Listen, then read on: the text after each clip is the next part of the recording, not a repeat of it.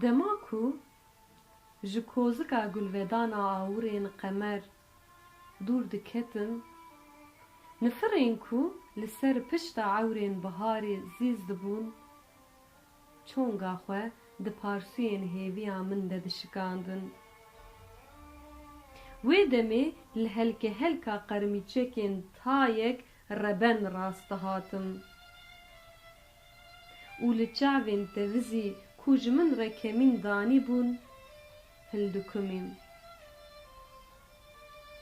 Şewta ku bi birûyên te yên ji bêhna kuzûriyê dialiqîn, bi laşê tazî yê jehra maran xwe lê gerandibû radipelikî.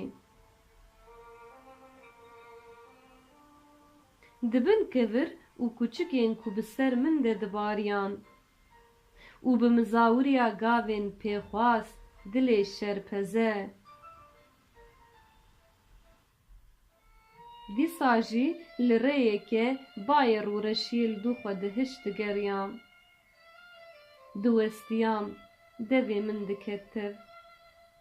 Lê min rûyê xwe dabû ezmanên ji gilî û gazincên kerkotî dûr. Li mistek bi şîrîna ku nû dijdayîk dibû, li çipikên barana ku li ser şewqa bîbikên te dibariya û li rengê pimpinîkên ku bi destên zarokan ên hennekirî dihatin jimartin digeriyam.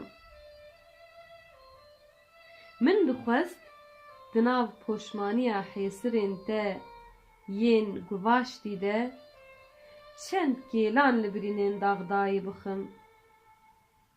Lê gavên ku dikiliyan li ser kurçika histê min xwe ji heybeta gurek bê tebat ditewandin.